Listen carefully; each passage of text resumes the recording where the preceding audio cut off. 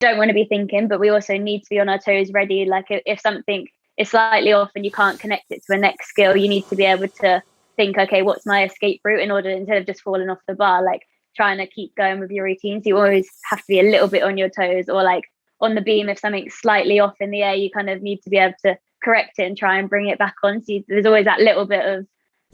The Inner Game Podcast, brought to you by the Science of Excellence. Presented by Rob Hume, the leading elite athlete mental performance coach. Unleash your power.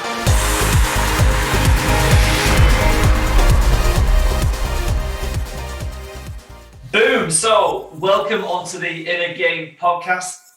Kelly Simm, we have somebody who has achieved an incredible amount in the world of gymnastics, and I'm just going to reel off just a few of Kelly's accolades. We have, back in 2015, a bronze medal in the World Championship team events. We have a gold in the Commonwealth Games in 2014 in the team event. We've got silver in the 2018 Commonwealth Games in the team event. We've got a bronze in 2018 Commonwealth Games in the balance beam.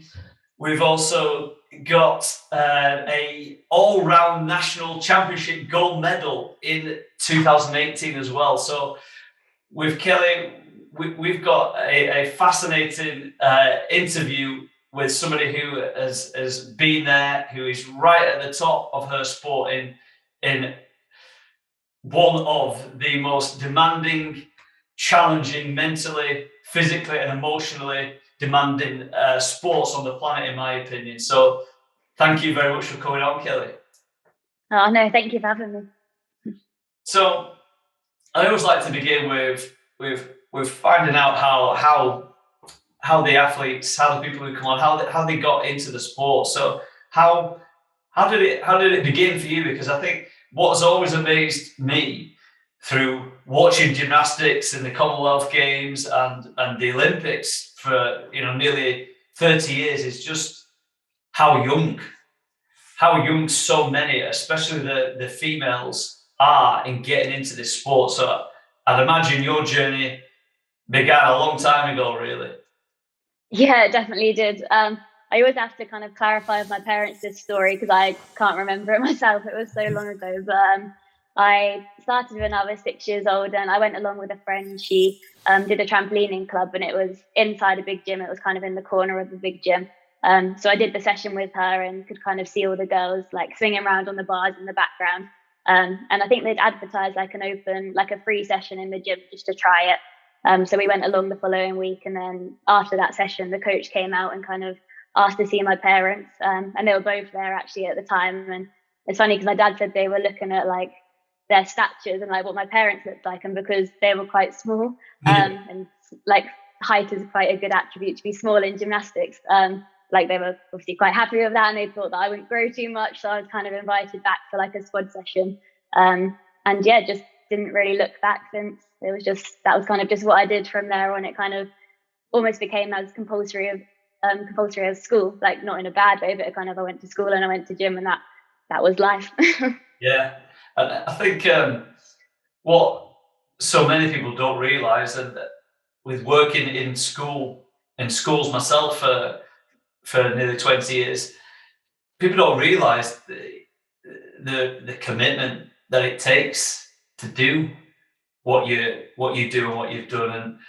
And it's almost like having a job, isn't it? A second job. You go to school, which is one kind of job, and then you after that, you leave, and then you're going back and you do more training. You go and put in another 2-3 hours of training, just like somebody would do when they get to kind of 16 and do school and do a part-time job. But for you and for in your sport especially, that level of commitment is necessary from a very, very young age, isn't it?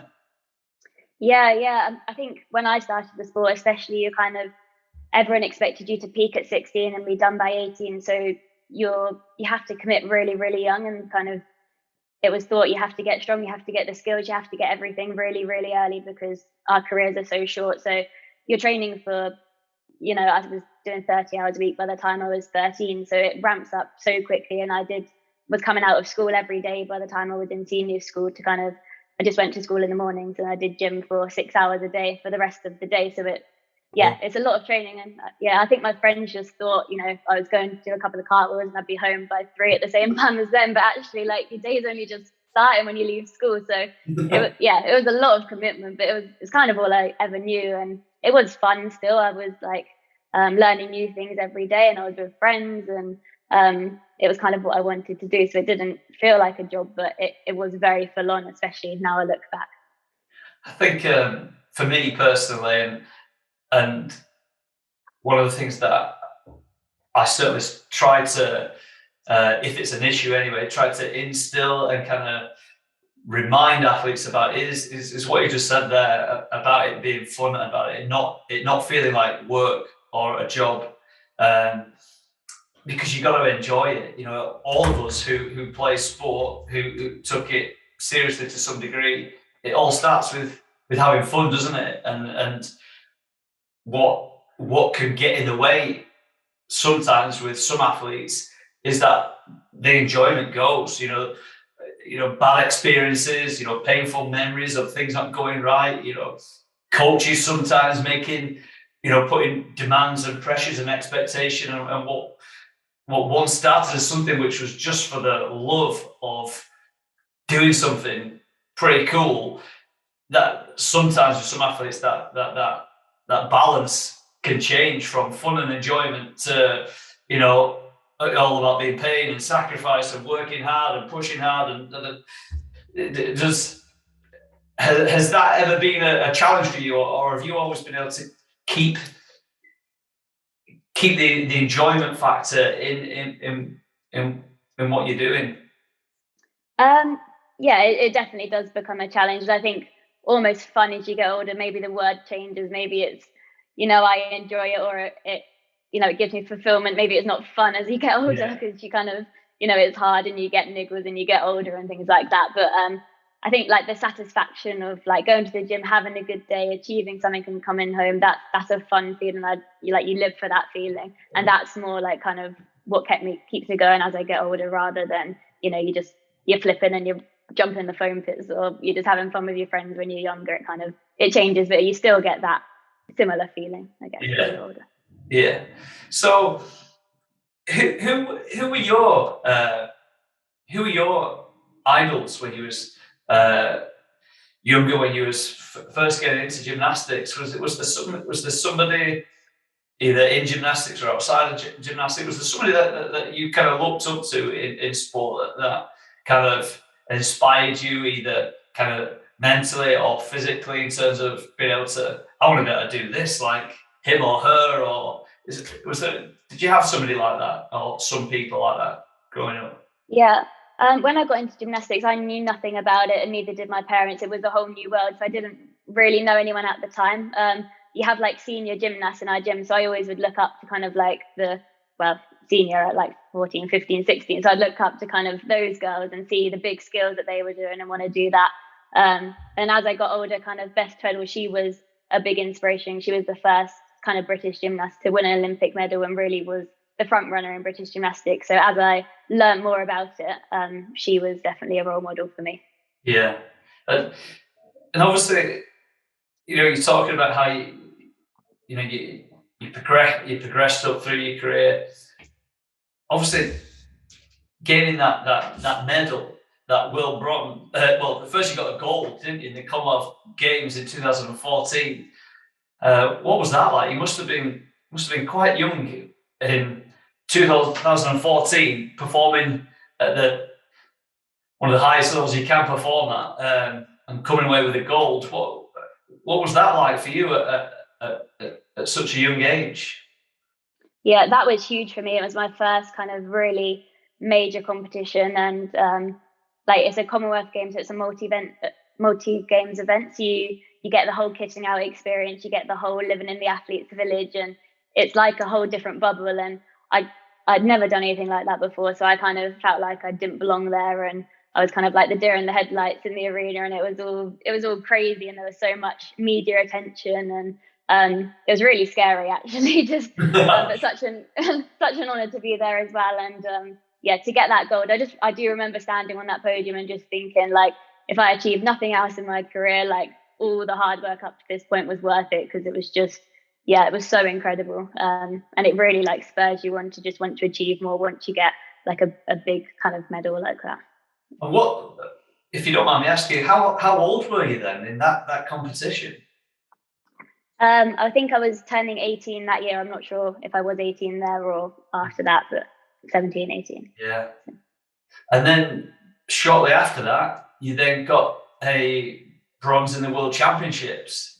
So you had, another big success, huge success, followed up a year later, and even in an even stronger, more competitive event. How was that transition like from, I'd imagine, that experience in the Commonwealth Games in 2014 was massive in helping you prepare mentally and emotionally. Was there a transition in your mind where you said then how, there was a bit of fear in 2014 during the headlights, and that really helped you to feel like you belonged at that top end of sport a year later? Yeah, well, between that event, I went to the World Championships in 2014, which was out in China. So again, like another amazing experience. And then the following year, I went to the European Games and World University Games before I got to that second World Championship. So I'd done quite a lot in a very short space of time. So I kind of just felt like it was, I don't know, I just felt like it was go those whole 2 years. And I was kind of used to big arenas by then and kind of knew a bit more of what to expect, although it was still quite a new experience. I'd still done a few things before, so definitely felt a bit more comfortable there. But yeah. Well, one of the when I was, I'm showing my age here, but when I was a kid watching the Olympics, my first Olympics I remember is 1992. So that Olympics, not so much 92, but 96, 2000, 2004. I used to love watching the gymnastics. I did, and the thing that was always missing from it was the British element. It was a sport that I always thought, well, we're competing against countries who have this tradition, this culture. They have very different cultural upbringings in some of these countries, especially in places like China, where how they develop their athletes, some people could view it as quite an extreme way of going about developing people from a very, very young age.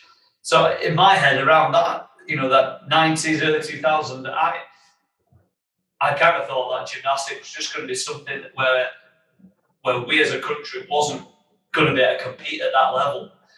But something has changed so massively, hasn't it? In the last, what would it be?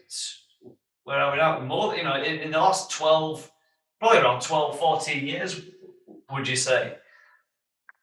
Yeah, it's really exciting. And when now you kind of go to championships, and especially as a team, you're kind of fighting for medals, which is obviously really exciting to kind of go to championships and be in that position. And I don't know, I think gymnastics has kind of changed a little bit. It used to be really, I don't know, like a dainty sport and like pretty, and obviously the Chinese and Romanians and Russians really excelled, and now it's a bit more strength involved and a bit more kind of power, and the code kind of can cater to both gymnasts, which makes it exciting. And I think we are quite a powerful country, and we do kind of, you see a bit more muscle on us, or just in general, like muscle on gymnasts nowadays, and you can kind of, we're doing a bit harder skills, and it's really exciting. And just to be in British Gymnastics at the moment, obviously the girls got a team medal in Tokyo, and the boys medaled in the last in London Olympics. So yeah, it's kind of exciting to be in and around it at the moment. When I see and when I watch gymnasts doing what they do, obviously it's a lot. There's a lot riding on the physical side of being able to do what you do. The technical aspect of being able to perform, even low-level skills to just people, novices like us, seem almost impossible tasks. That was the thing that just always blew my mind about watching gymnastics. Often you look at somebody do sport and you think, yeah, I could get close to that. But with gymnastics, I've never ever watched a male or female gymnast and thought I could do that. Never. So there's an undoubted level of physicality to what you do that creates an incredible amount of flexibility, an incredible amount of strength, and an incredible amount of skill. But for me, what also has been apparent from it is the mental side of it. It's often just, although they have a team event, you're still doing it as an individual in that moment, aren't you? And to go out even on something like the balance beam, which is, and I've foolishly got on top of one of those things and barely been able to walk from one side to the other. So how on earth you do the moves that you do? It's just awe-inspiring. And the reason why I'm saying this is, as I said, obviously to do your sport is so physically demanding, but as a percentage, and I ask this to everybody, how much of what you do to be able to perform at the level that you do and have done, how much as a percentage would you say it's physical, and how much is it mental to get up to that level and to then actually go and perform at an Olympics, perform in a World Championships and the Europeans and the Commonwealth Games? Yeah, it's funny because when I was a lot younger, a coach said to me, "Oh, gymnastics is," I think they said 70% mental and 30% physical, and I thought, like, you're mad. Like, there's no chance. I'm always tired. I'm always sore. I'm always aching. Like, I trained for so long. Like, no, it's so physical. It's so hard. And then as I've got older, I fully agree. Like, I think it's a lot more mental than physical, especially for me now as an older gymnast. Like, my body is conditioned. Obviously, I have to keep it up and I have to work really hard physically, of course. But like, it knows gymnastics, and as long as I keep fit, as long as I do the repetitions, like the physicality is there. But the mental side of it, like as you said, to go out and perform takes a lot, and it's scary. Like, the things we do is crazy, so it's scary. And I think, I know, well, if this goes wrong, I can hurt myself. Whereas when I'm younger, you don't think that at all. So I think over my career, it's definitely done this in terms of kind of physical to mental. So when you're younger, you have to condition, you have to learn the skills, and you don't think it's just fun, and you don't worry about consequences. Whereas as you get older, it tips for sure. Yeah. Just whilst you mentioned that, has obviously the world saw what happened to Simone Biles in the last Olympics, and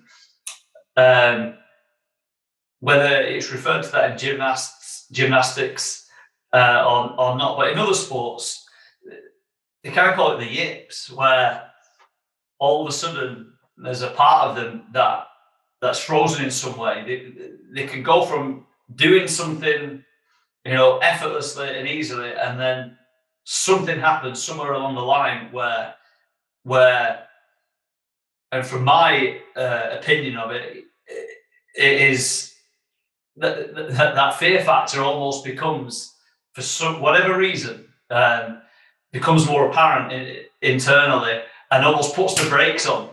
Somebody been able to do one of those skills. Has anything ever happened to you like that? And if so, how did you then get beyond it?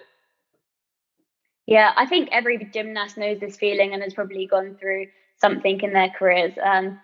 I don't know whether it's just you think too much, and gymnastics, we do so many repetitions for it to kind of become natural. And you definitely, whether you're like mentally tired that day, or I don't know, just got mental stress on, sometimes it can just happen. And I know my coach says to me when like things like that happen, he's like, just stop thinking and just do it. Like, your body knows what to do, and you just have to stop thinking, which is easier said than done. But like, you do sometimes get there and think, like, what do I do? Like, I don't know what I'm doing, but your body knows. You just have to kind of trust it. But it's definitely hard when it happens, and you kind of have to sometimes take things right back to basics and just be patient, or just move away from skills for a weeks or months, and then kind of come back to them. And kind of break them down and build them back up again, which is frustrating. But yeah, you said something there which is something that I really stress or emphasize, is a better word, with the athletes who I work with, is that word trust.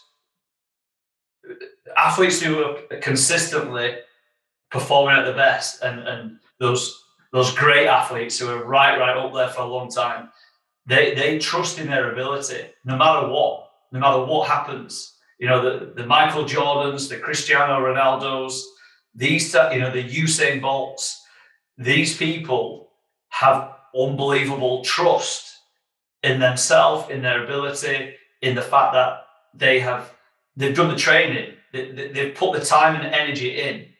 And I found that when athletes all of a sudden have a wobble, or they come down from their performance in some way, they're not performing at the level that they know that they are capable of, it's when, for whatever reason, that trust in themselves goes. And when this happens, that's when doubt comes in, that questioning, that internal monologue. The conscious mind comes on, the conscious mind which analyzes things and critiques things, which is trying to rationalize what's going on.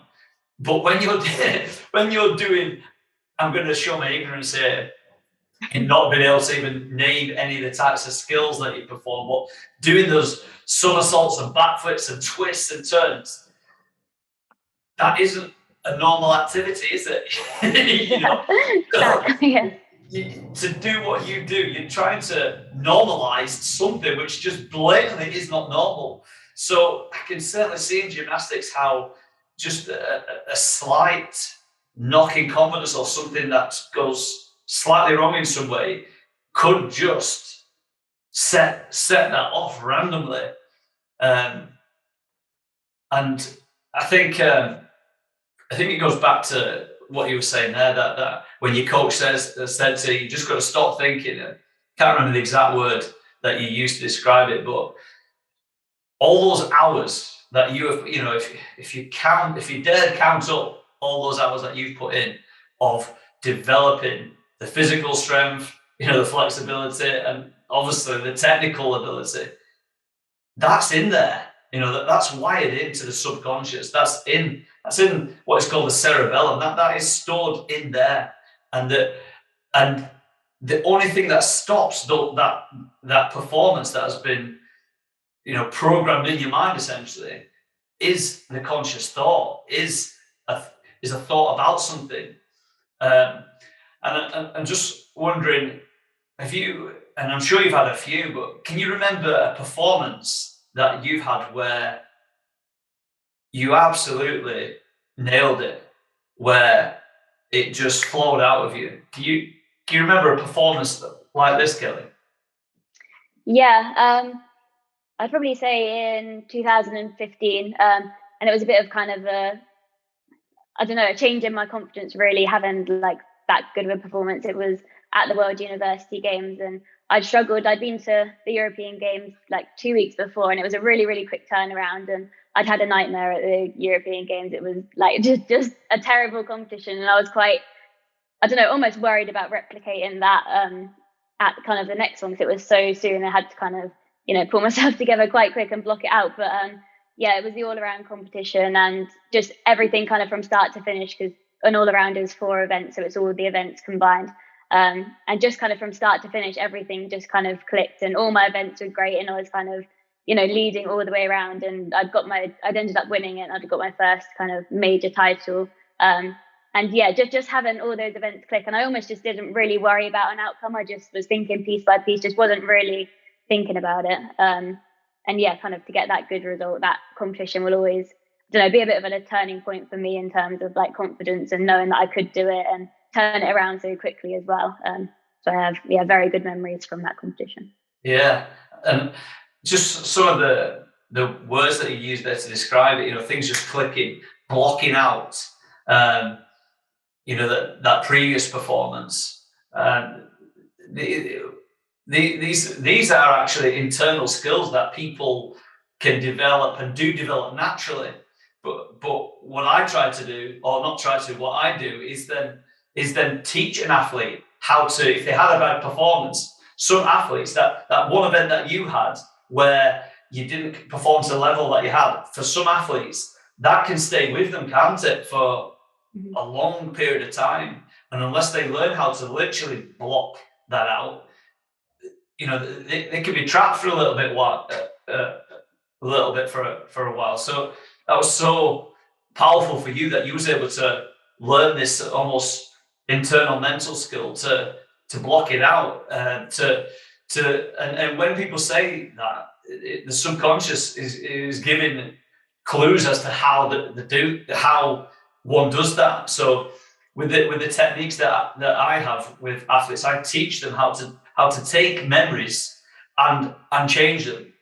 So how the mind works is that if something is important, and this could be important in a positive way or important in a negative way, i.e., if something is dangerous, if as young kids, we learn that fire can be dangerous if we stick our hands in it. So as a simple example, the brain will take a snapshot of fire and store it in its memory banks, in the subconscious, and it will make that image of a fire quite big and bright. So it alerts us to danger. So also, in a good way, to remember those things which give us pleasure, those things that we enjoy. Subconsciously, the mind paints the picture of memories like that in big, bright, colourful ways. But in order to get beyond a painful performance, if you like, they don't want that memory of that to be big and bright, because that's telling the brain that this is important. Keep thinking about it to make sure it doesn't happen. But as we said, that's not what you want going into competition. You don't want to be thinking about that. And what I want anybody to realize is that what athletes can do to memories that they don't want to be able to keep thinking about is that you can literally blank that out. You can white it out. When we take memories and alter the structure of them, you can then distance yourself from it. So you can look at the event and see it, but it's internally, it's almost grayed out. So you can kind of see it, but not fully see it. And then in doing that, you can then learn from it. You can take the wisdom from it.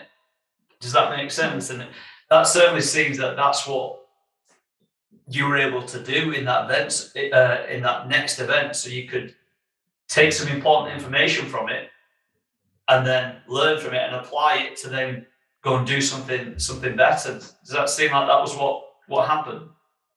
Yeah, definitely. I remember kind of in the all-around final at the first event, I think I fell off the beam 3 times, and I remember getting to World Junior Games and getting to beam, which was my 3rd event, and I just remember thinking, I do not want to go to bed tonight and think that, I held back, I tried to play safe, kind of like I think I'd maybe did at the first event. I want to go big, want to do all my skills like as big as I can, and if I still fall off, then I fully went for it, and that's fine, and I can, I won't regret this moment. And I just remember that so clearly before I got on the beam, just thinking like, don't worry about the outcome, it doesn't matter, and almost kind of thinking I don't care, like I just want to go big, I want to not have nerves.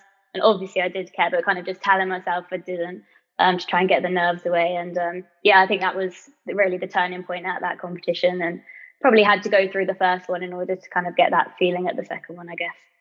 I think that's so powerful what you said there, Kelly, and it's something that I certainly emphasize with athletes, is that if you get trapped in fear, if you try to play it safe, you're staying in this box of safety. And when you play it safe, it's because of fear of some degree, fear of failure, fear of letting people down, fear of making a mistake. So if somebody lets that in, every action that they're taking is coming from that state, from that frame of mind, that play it safe.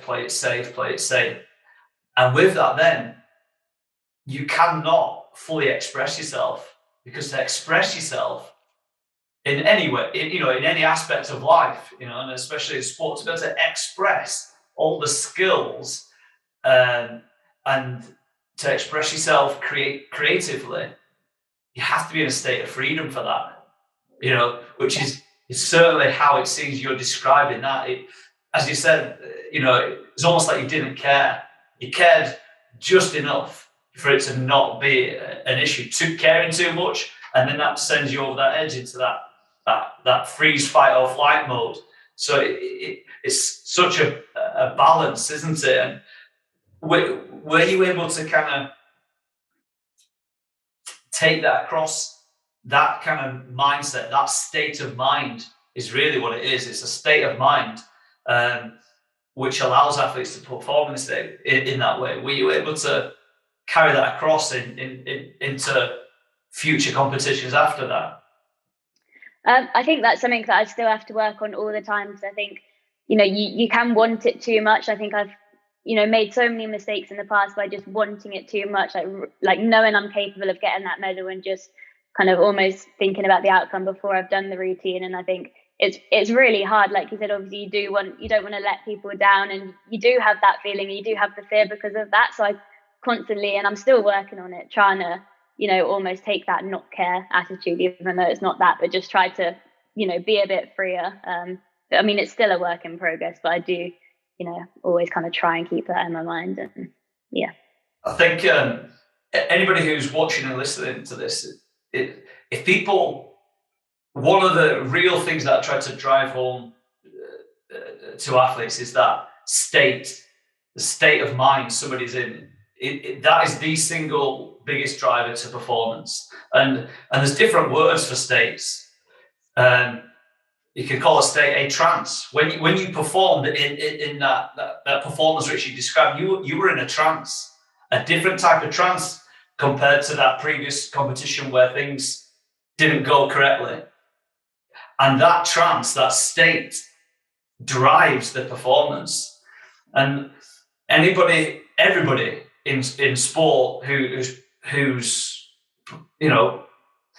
given a lot of time and energy to developing themselves and competed a few times in their sport, they all will have, or the majority will have, memories when they performed and they felt free from everything, where everything, as you said before, it just clicked, when you wasn't analyzing, you wasn't thinking, where it almost felt effortless, where time changed in some way. Sometimes time internally can slow down. Sometimes it speeds up, but often it's a slowing of time. And what athletes don't realize is that once you've got a memory of doing something, that is stamped into the brain, into the mind forever. You can't take that out. You can't take it away. So athletes, if they've had these performances where they've felt how you felt, Kelly, before they go and compete, one of the best things that they can do is spend some time sat, relaxing, maybe listen to music or not, whatever feels most comfortable for them, and remembering that event, remembering exactly what it looked like, exactly what they could hear, exactly how it felt, and almost run that movie through their mind. Go back, see it in front of them, then step into it and relive that memory. Because as soon as you associate into a memory, as soon as you if you like, we can associate into memories and disassociate. So if you imagine watching yourself on the TV screen of you performing, you're disassociated in that moment. Does that make sense? Because you can see your full body. But then you can imagine floating into yourself on that TV screen and being in the TV and doing it again. And as soon as an athlete does that and steps back into themselves, it fires up that neurophysiological state of mind, all the different chemicals that your body was releasing in that performance. Your body starts to make them again. And what one of the strategies that I use is to take them back to that event, but then bring that state of mind into their future event. So then you're already in the state from the past. But then you imagine yourself going competing that same day or the next day in that same neurophysiological state of mind. So it's put yourself back to where you want to be. Does that make sense? Because that's the reference point. And any athlete who's listening and watching to this, it's a simple technique, and there's more to it than what I've just described there. But anybody can do this. Use the resources that you've got. We all have the resources inside of us. The only question is, can you use them when you want them? And it's certainly something that if for you, Kelly, I would use that. You got that point of reference. This is when I nailed it. So if you've done it once, there's no reason why you can't do it again and again and again and again and again and again. So as I said, anybody who is watching this, use what I've just said there to go back and remember it, and just sit in that moment for 5 minutes or so. But then, right now I'm going to imagine bringing this with me, and I'm going to do this and this and this and this and this, and it creates the memory ahead of time, if that makes sense. And because people often don't realize the power of the imagination. The brain does not know the difference between what is imagined and what is real. Hence why, one of the challenges athletes can have is that they start to visualize something going wrong. Has that ever happened with you, Kelly, where you've been practicing a skill, but the thing that kind of pops in is it actually going wrong? Has that ever happened? Yeah, well, we've used visualization for so long. Like it's so well used in gymnastics, and I think people underestimate how hard it is. Like just to actually control the images in your head is really, really difficult, and it takes a long time to kind of be able to do that.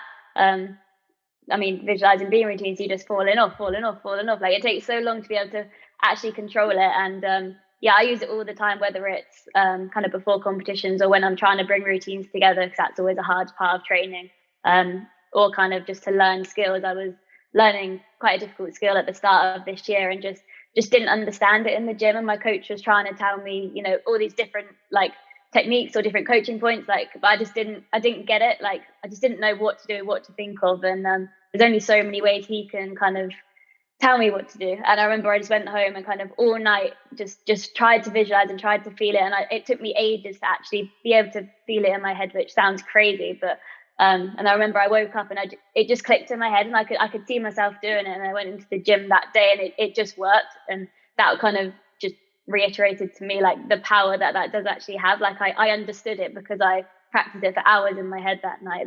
It's crazy, but it's so important. That's so great that you said that, Kelly, because as I said, anybody who watches this, really should take note of what you said there, that you can't get away, as I said at the start, from the physical side of sport. It's impossible. But you can massively advance your performance when you marry the two worlds together.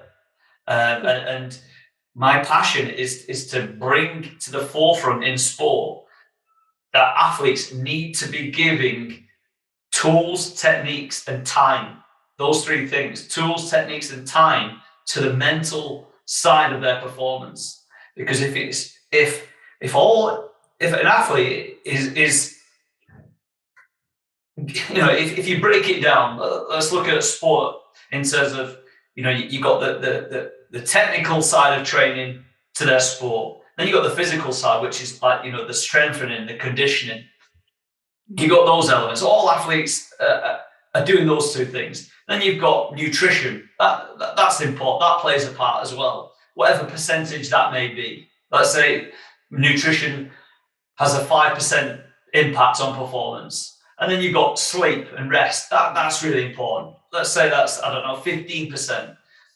And so athletes on a weekly basis will be chopping up their time, giving certain amount of percentage of time to their technical development, a certain percent of the time to their strengthening and conditioning, certain amount of time to their nutritional planning and sleeping and that sort of stuff. But then often when I ask the athletes, how much time are you giving to the mental preparation? It's often minimal to none. And they're massively losing one of the most valuable assets they've got, this thing. And there's been numerous studies done where it's been done in basketball, it's been done in music with piano playing, it's been done with lifting weights, and what was the other one? Can't remember the other activity, but in at least four different studies at different universities, they took kind of subjects and they split them up into groups. So they took, believe it or not, let's use the weight training one. They split them into, they got a bunch of people and split them into two groups for a month, 3 times a week, 3 to 4 times a week. Can't remember the exact number. One group physically went away and did bicep curls, for 20 minutes, just 20 minutes 3 times a day, and did that for a month. Then they came back and they measured strength, and they also took biopsies as well. Then another group didn't lift a weight for a month, but 3 times a week for 20 minutes, they mentally imagined themselves lifting weights. And both groups came back after a month and there was no difference. Both groups improved, and there was something like a 1-2% difference between the physical group and the mental group. And one group didn't lift a finger for a month. Yeah.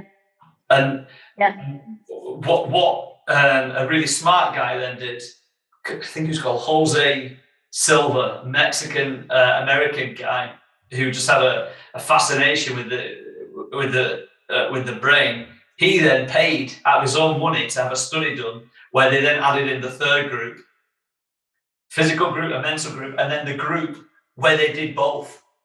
And that was where, bang, that difference went through the roof. When they did both improved, but when were doing both, their performance went through the roof. And that happened. It's the same thing with piano playing. They did the same study where somebody didn't touch a keyboard for whatever period of time, but mentally they did, and then they came and could play the piano better.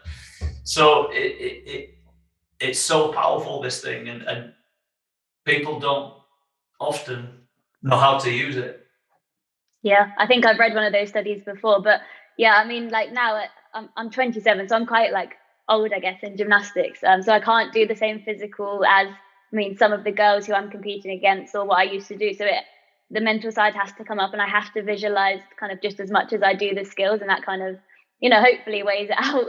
But it is so important kind of for confidence, and just obviously like for your muscles. I think they still like fire, but at a much lower intensity. I think that's kind of the general theory behind it. So you're still kind of practicing those like muscle patterns, I guess. But yeah, it's so important. I use it most days, probably visualization. It's very important. Fantastic. You've been doing this now, what did you say? So since the age of 6, roughly. So yeah. 20 years, just over 20 years, and you're still going strong, Kelly. How have you maintained and increased your motivation? How have you done it? Is there specific things that you've done to keep you doing what you've done? And I'm asking you this so that other people who are watching can learn from this, because there will have been times, I'm sure, where you haven't felt motivated, where you maybe even thought about stopping, or maybe when you thought about I'm going to step back for a bit, or I can't do all the training, but you've not done that. How have you gone about alleviating that side of things?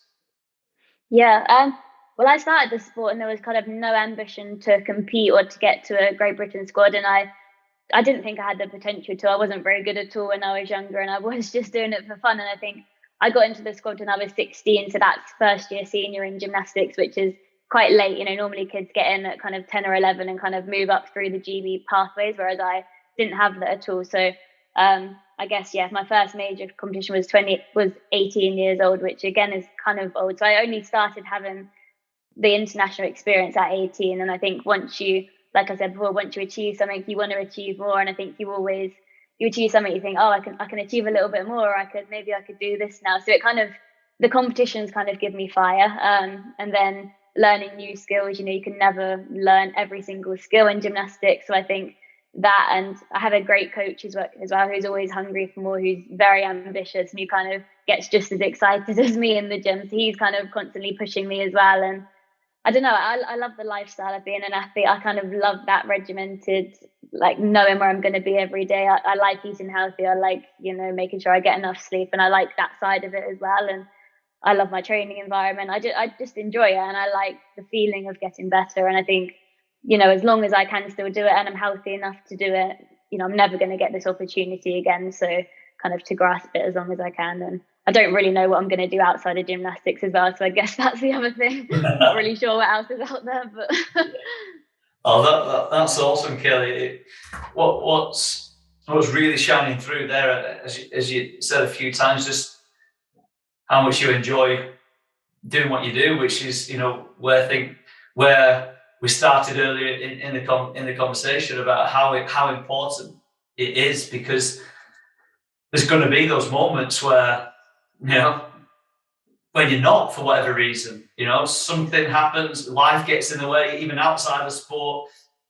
And, but ultimately in your core, deep inside of you, you just love doing what you do. And I think you said a few things, as well as the enjoyment, that constant, that striving to believe that you can keep getting better. And I believe it's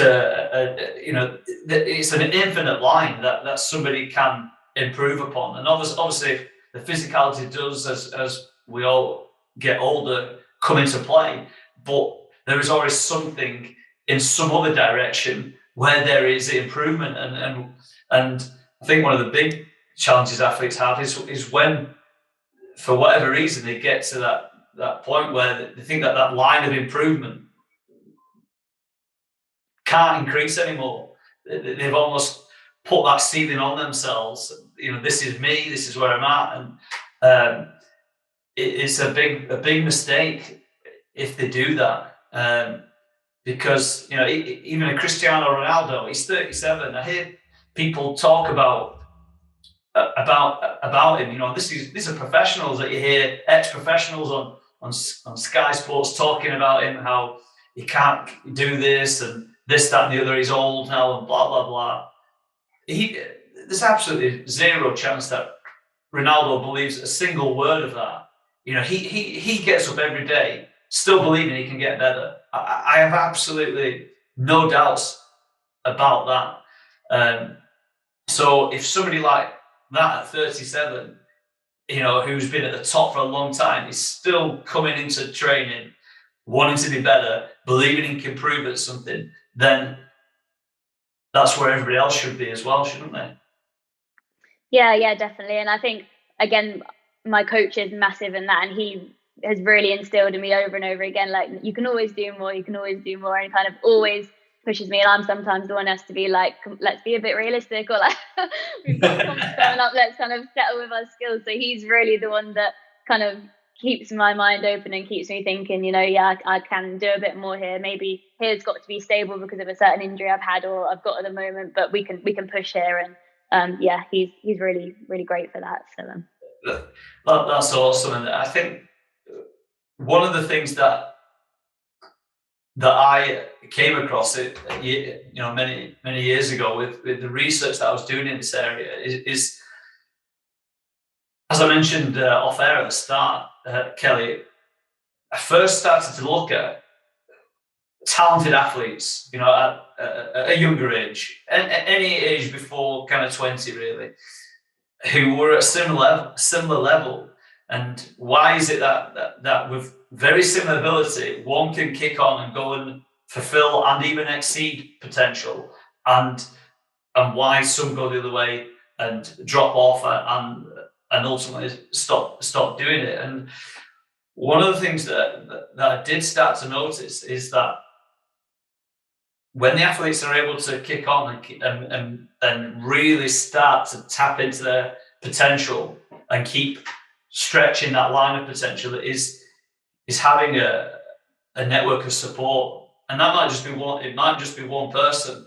But when an athlete doesn't have that person who can help nurture them, help guide them, somebody who can keep them on the path, keep saying the right thing to motivate them,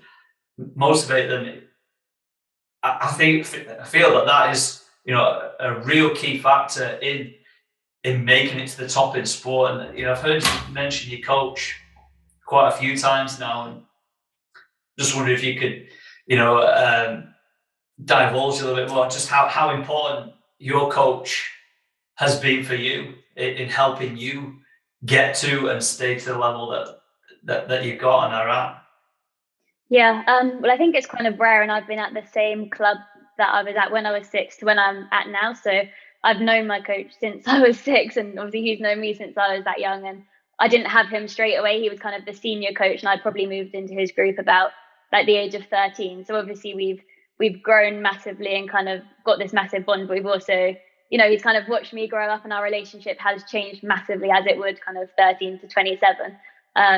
But we've got that trust, and we've got that communication, and he knows me better than I know myself sometimes. So I think that bond massively helps in the gym. And he's, I don't know, even I was saying to you before, I wasn't the most talented by any means. I don't think I was very good at all when I was younger, and I definitely kind of didn't stand out in my club for a long time. But he kind of always had that belief in me, and he'll work with anyone in the gym, whether it's kind of me at your top end or like a recreational child. He will give coaching support. He'll coach anybody. And I think he just, I don't know, like he obviously kept believing in me, kept inspiring me to kind of achieve more than I thought I could. And it's so important to have someone like that. I'm very lucky that kind of I have had him kind of throughout my career. That's awesome to hear you speak of him like that. And as I say, with some of the athletes one of the things that I used to do was I would just buy autobiographies of who I believed were the best athletes in all these different sports. And I was just plowing my way through books. What was Tiger Woods, development like? What was Steven Gerrard's development like? What was John McEnroe's development like? What was Muhammad Ali's story? What was Lewis Hamilton's story? And what kept coming up in that is, with Lewis Hamilton, it was his dad. With Tiger Woods, his dad put a golf club in his hand when he was the age of 3 and was intentionally guiding him, in this way. Muhammad Ali found a coach. He found a coach who helped nurture him. And some athlete, Novak Djokovic speaks about his coach and how they were just so important in saying the right things at the right time and giving him that belief and confidence. Bear in mind, he was growing up developing his tennis game during a war, and maybe Novak without that coach at that time, especially whilst there's a war going on, maybe we never see that athlete, because there's also Venus and Serena Williams being a massive example of this with their dad, because there's also been athletes, especially in tennis, really, where they have parents, for example, who want their child to become this superstar sports girl, boy, woman, or man, but they come at it in the wrong way. And the story which sticks into my mind is a woman called Jennifer Capriati who back in the 90s got to as a 14-year-old got to the semi-finals of Wimbledon in the not junior Wimbledon, the main Wimbledon, and then I don't know what age it was, sometime around 20, a little bit after that. Because, what I've missed out is that her dad was her coach. And by the time she got into her 20s, she'd taken out an injunction against her dad. And he's not allowed, or wasn't for a long time, within a certain number of miles near her because of how overbearing, how he was pushing her too much. And this has happened in numerous examples.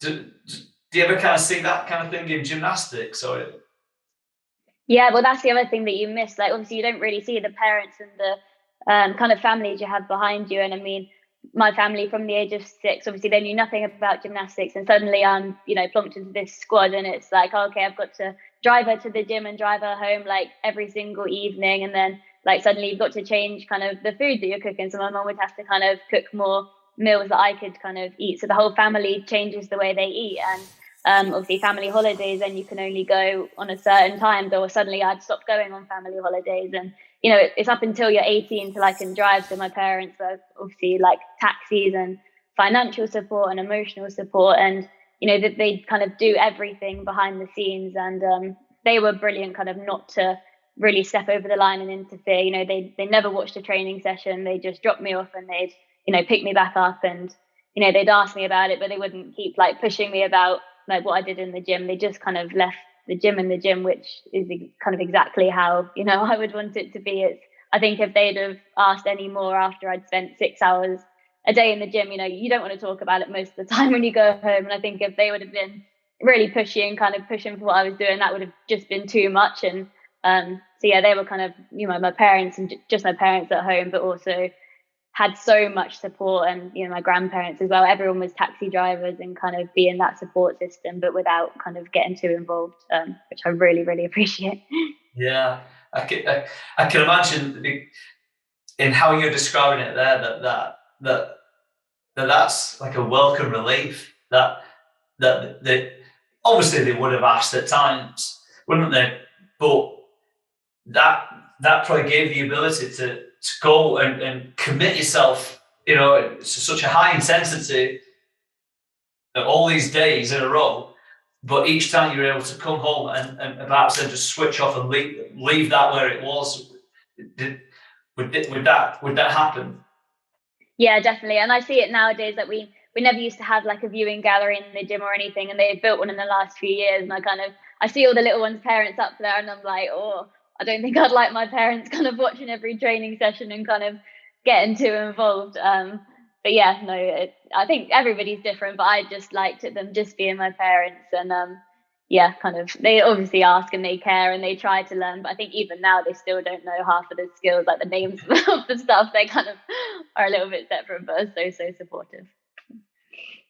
Is there a skill that, or technique or routine that you was able to master, where there's a part of you that kind of thought, I'm not going to be able to do that, but then you did? And did that ever happen to you, Kelly? Oh yeah, so many skills. One of the kind of, I guess, more simpler ones, but I remember there was a skill from the low bar to the high bar where I don't know how to describe it, but you could just kind of fly from the low bar to the high bar. And I kept, it's quite a lazy skill. You almost have to just let go of the bar and just trust that, because you catch it from underneath. You kind of just have to trust that it will be there. And I kept, in gymnastics, you're normally in control and you normally have to be quite fast twitch, whereas this one you just had to kind of let yourself go. It's called a shap. And I kept kind of trying to do something. I kept just donking my head under the bar because I can't, not trusting myself. And it took me so long, and we learned the shap half first, which is technically a more harder skill, just so it was a fast twitch skill. But eventually, I needed this skill, so we had to kind of trust it. But I think some skills can take just so long, like months and months and months, and other skills you're just more naturally, you just get them quicker. But it's just a frustrating sport. My coach just said it's gymnastics, it's hard, we just have to stick with it. And eventually, because I've got through so many skills which I thought I'd never do, I do now trust the process. But it is a case of just trusting the process, and it could take months, it could take weeks, but I'm kind of used to it now, that it could be a frustrating kind of, frustrating journey to get one little skill that looks quite simple when you can do it. How, if we could delve into a little bit more detail on that, how do you think you actually did it then? When you're doing this skill and you're being told to trust the process and just expect that bar's going to be there, when there's a part of you that thinks there's no way that bar's going to be there.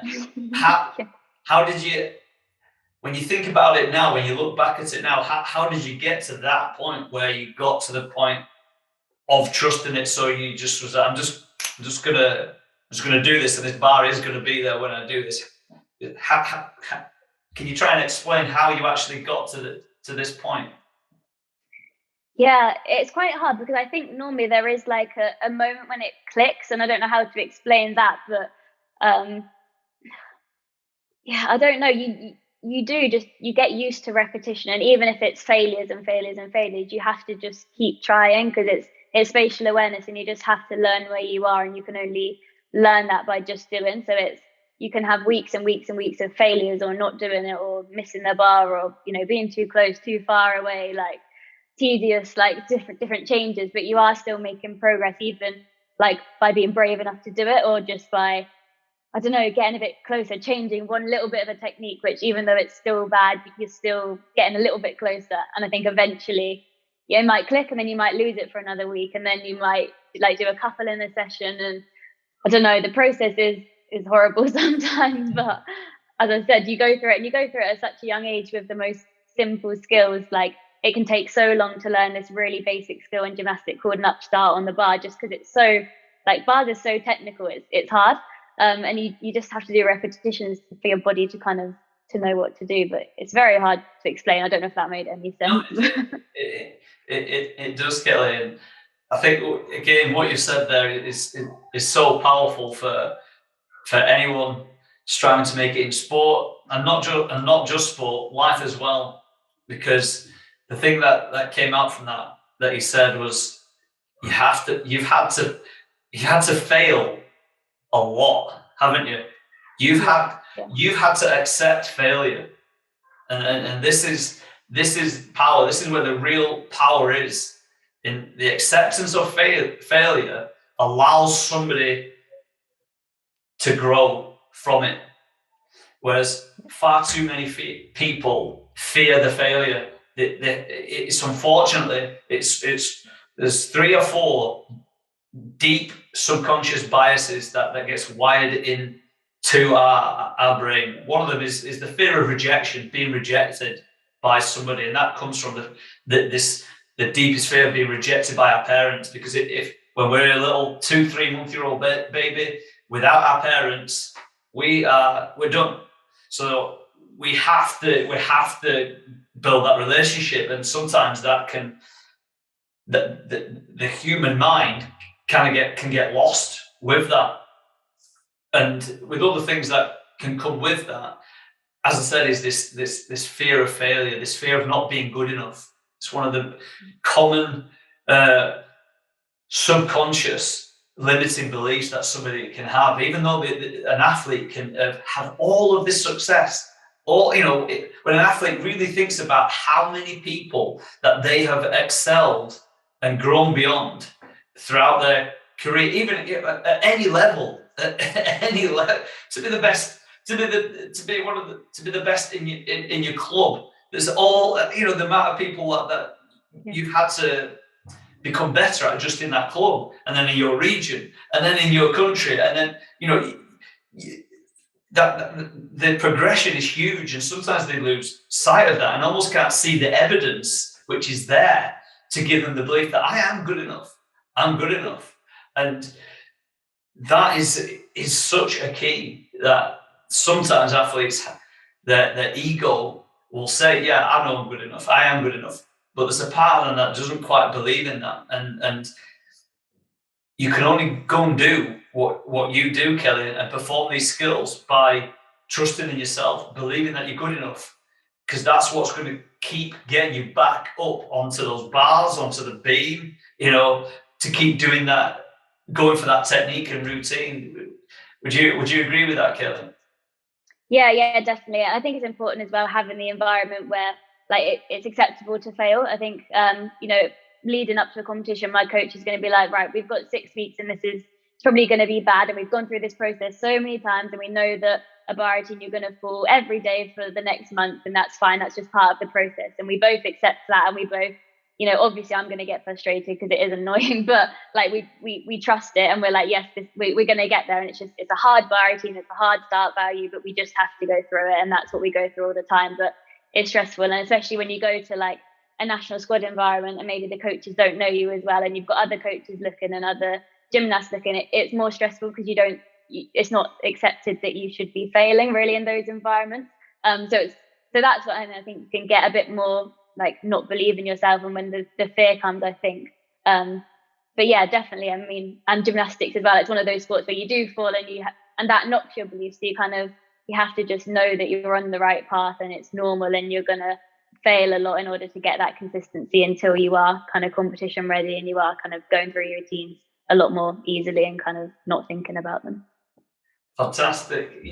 You said something there, Kelly, about when you have to step up and go and train or perform at like a national level. And I think you said there's, whether it's in your opinion or whether it's real, because sometimes people can think there is something that's being expected of them, but it's just inside their own head where they're thinking that. And I'm not saying that is the case with you at all, but you said how going to the national level, it can be this expectation that you don't mess up, that you don't fail.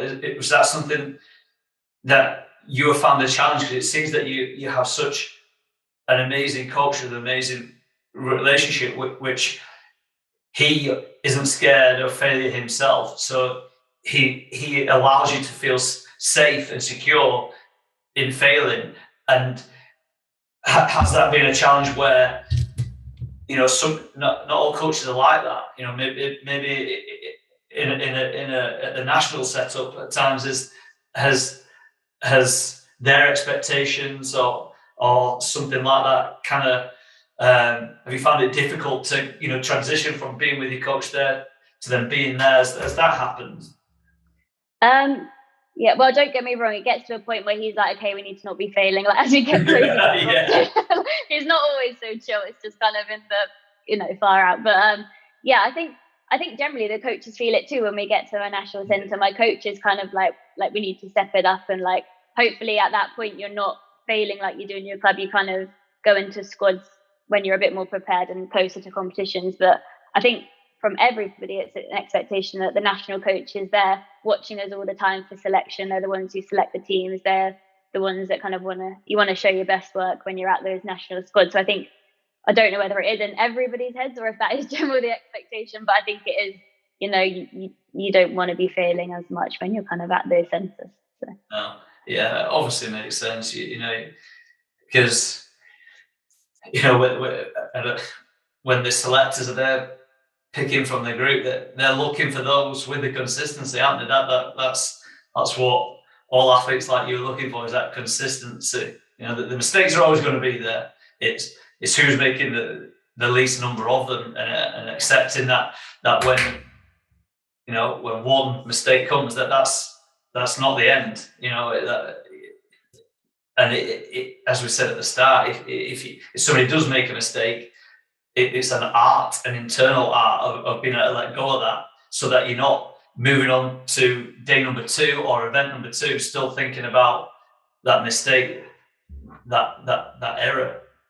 Yeah, and that's massive for us. Like in an all-round competition, one mistake is like a whole mark, which is huge in gymnastics. So you have to be able to leave it on the event and kind of move on. And I think when you get so upset and uptight that you've made a mistake and you think it might be over and you carry it to the next event, it just ruins the competition. Like you can still be up there with one fall, but kind of anything more than that is detrimental. So they kind of, it is really important that we learn to take one event at a time and kind of reflect on it after, but not kind of midway through the competition, especially as there is so much thinking time in an event. Like it could take 2 hours to get around a competition and we're competing for 4 minutes. So there's a lot of time where you're kind of in your head and kind of have to focus on what you're on and not be dwelling on what you've just done. Yeah, you said something there again, Kelly, and just as I was thinking, it came out of my mind. I just tried to think what it was that you said. It'll come back to me, but you said something very important. Not important. I was trying to keep along with it with the trend what you said, and then something else came in, and it went up. I'll come back to it if it does come back. It was about just being able to leaving it in the event, so you can almost, I guess, compartmentalize that. It's gone. I've now got to be able to move on from that. That was it. So something that I work on with athletes is that analysis is good. Yeah, it's needed for learning. That's where the wisdom is. But you do not want to be doing that while you're doing what you're doing. It's too late at that point. You're not going to change, because all you've trained to be able to do what you can do, and you have that level of ability that's there. So if something isn't quite right, you haven't quite mastered a skill or technique yet, and you're in the middle of a competition, trying to analyze that in there, and then certainly whilst actually performing, that's the recipe for disaster. In the moment, you have to be absent from thought, don't you? And the analysis comes the next day, after it.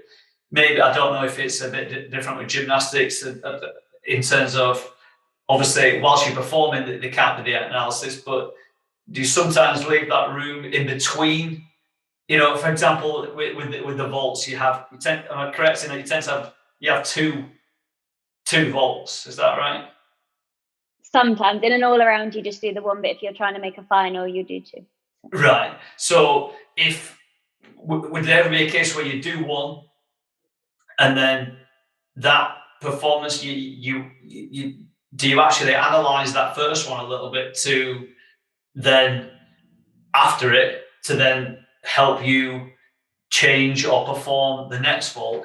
Is that something that happens, or would you even just leave that first one completely and then you move on to that second attempt? Yeah, well, for a vault, you'd have to do two completely separate vaults, so it would be different techniques and stuff, so you wouldn't really analyze them. But yeah, I mean, the only thing I can think of is, obviously you don't want to be thinking in a routine, but if I go back to bars, if something goes slightly wrong, you almost have to be able to think on your feet and kind of adapt your routine to keep it going. So I guess that's the only difference in gymnastics, whereas we don't want to be thinking, but we also need to be on our toes ready.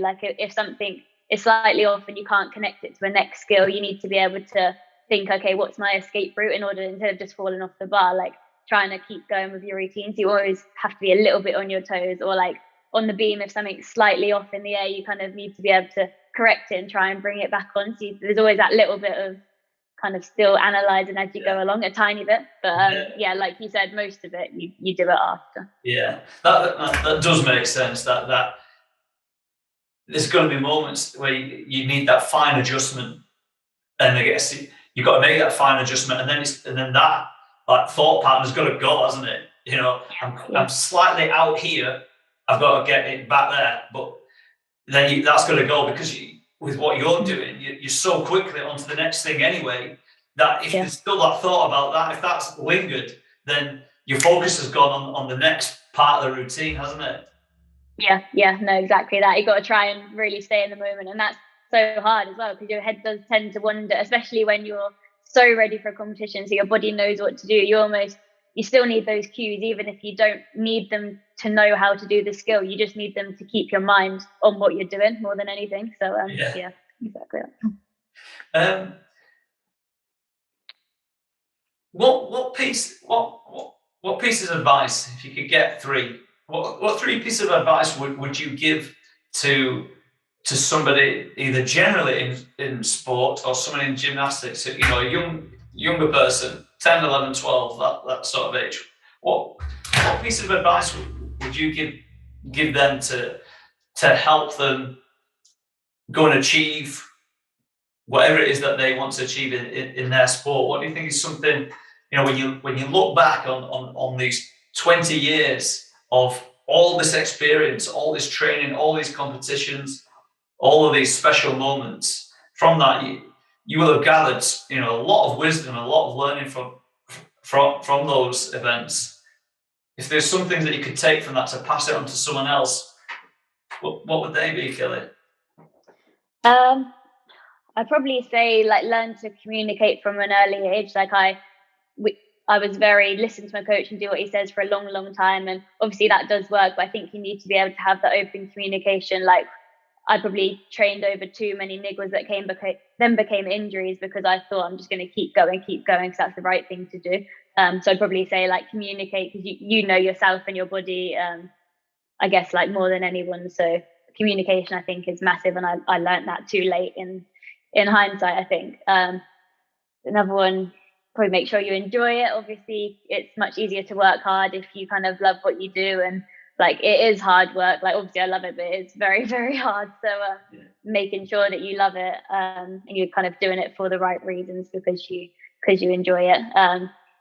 And then maybe don't dwell on the disappointments too much. So if you have a bad competition or a bad training session, sometimes I'll go home and be really, really annoyed about it for so long, or really, really gutted about it, when in a month's time, it doesn't even matter, or you'll forget that bad training session.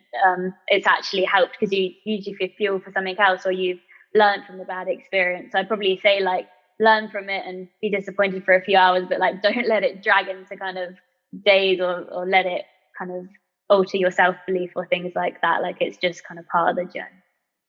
I think that's 3 pieces of great advice there, Kelly. And one thing you said about your first point there was something that an athlete who I've had on the show recently, who's won a bronze. He's been to 3. I think he went to 4 Olympics actually, but won medals in 3 different Olympics in rowing. In bronze, he got a bronze, a silver, and a gold. And he was quite passionate about almost dismissing the myth of you've got to give 100% every day and all the time. And he was quite adamant, and it's something that I believe in too. But what I found so meaningful was that it's coming from somebody, and hearing it again, it seems like yourself there, that what he was saying is you just can't give.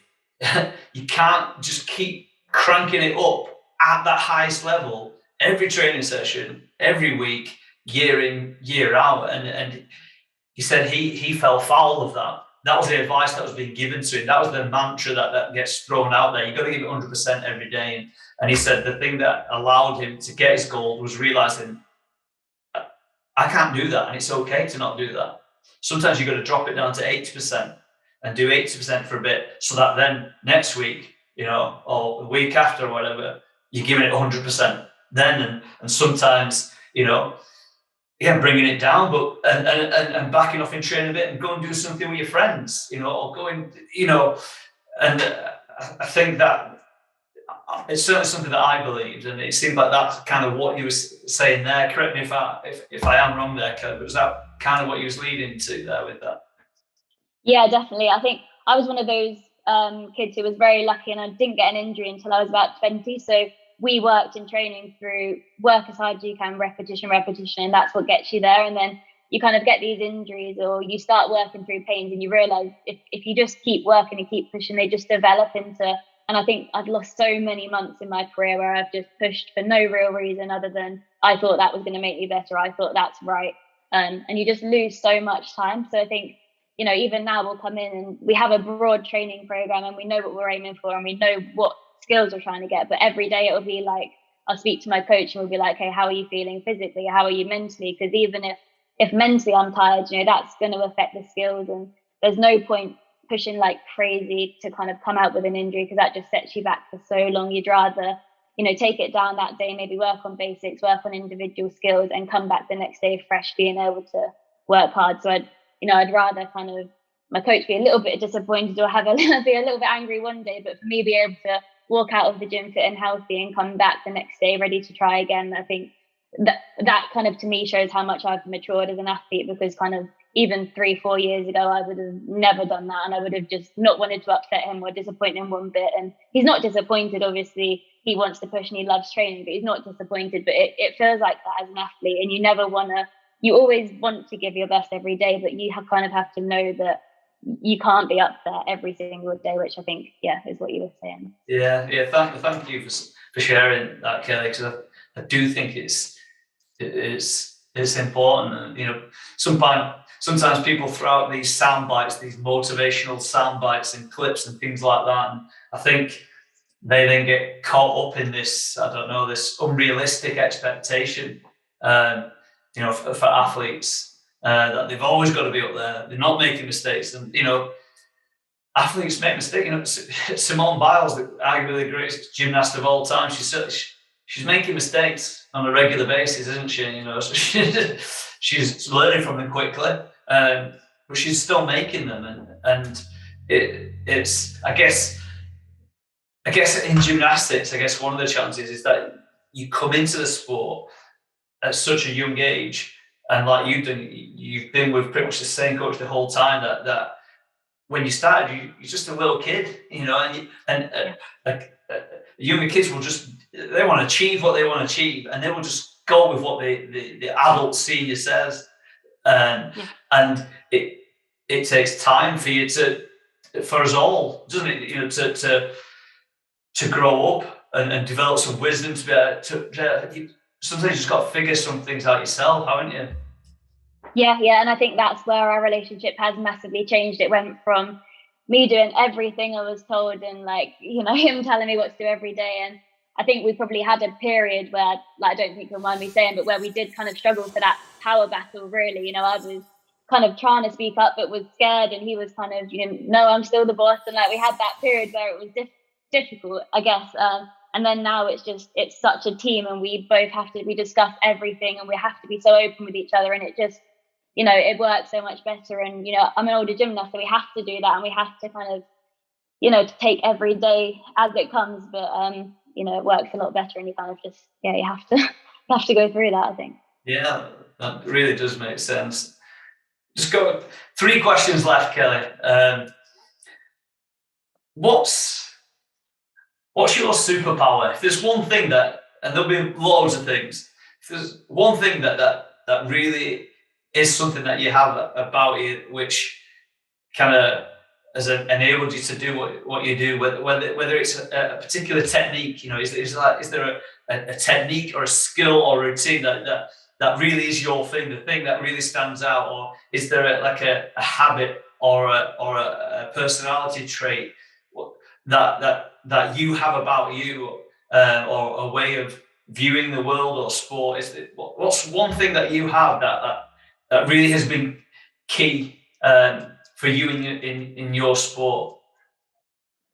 I guess it's just the day in, day out commitment, really. I don't know if you call it an addiction. I just never really left the gym, but I don't know, I just stick at it every day. And as I said, the nutrition and everything, I kind of do my best outside the gym as well as inside the gym, and just kind of keep going back every day. So I guess the commitment, really, if that counts. That is an amazing answer. I always ask the same question, and nobody has said that yet, and I'm so glad that you have, because again, that word commitment, that's where the real power is, because if you don't commit to the process, and it's the process that you have to commit to, it's not the commitment to achieving the end thing, the shiny thing. Yeah. It's the commitment to the steps along the way and what is needed to get to the end.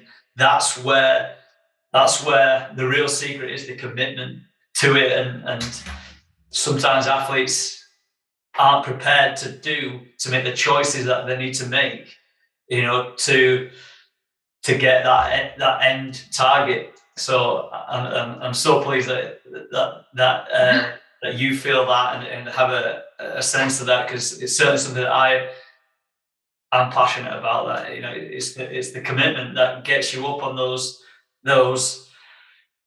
darkened mornings. It's those commitment that gets you through. And for you, another 6-hour session. It's the commitment that is getting you your diet and your nutrition prepared. One thing we haven't touched on is obviously is weight. Weight will be, I'm guessing, a big issue in gymnastics, and so that will bring a lot of choices that you have to make on a consistent basis, that if you don't make that, it's going to affect your performance. So commitment is definitely key. Last question.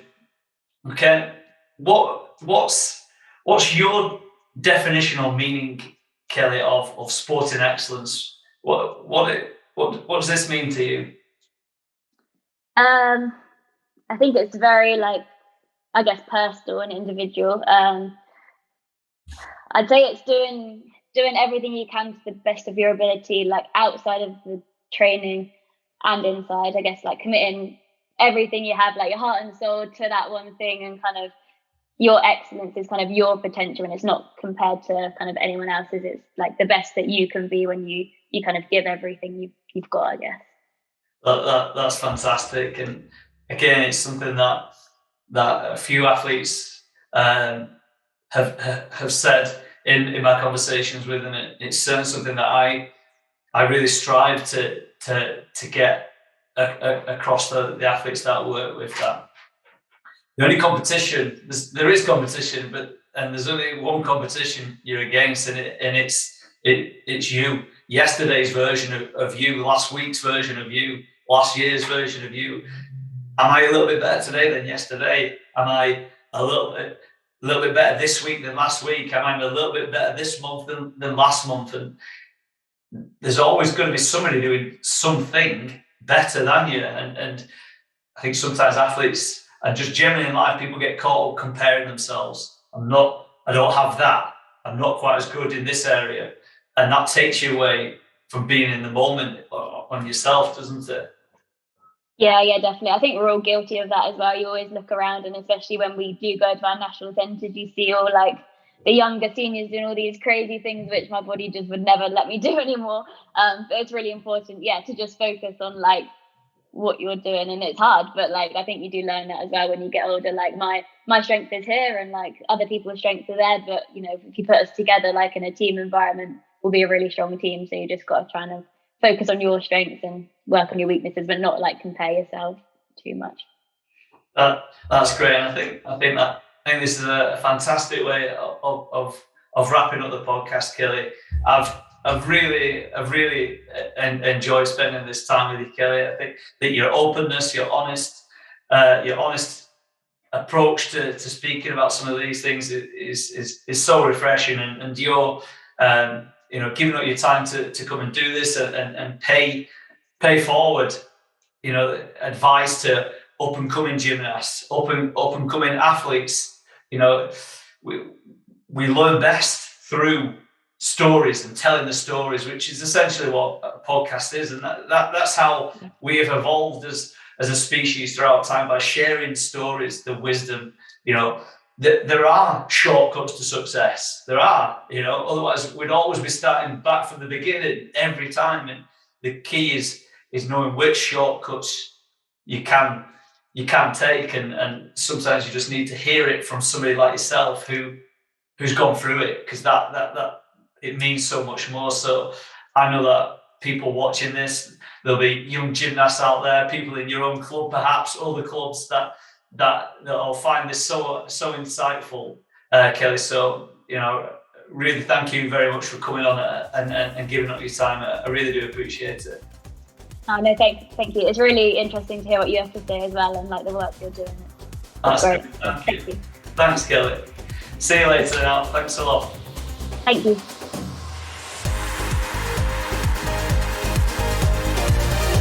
The Inner Game Podcast, brought to you by the Science of Excellence. Unleash your power. Book your free consultation now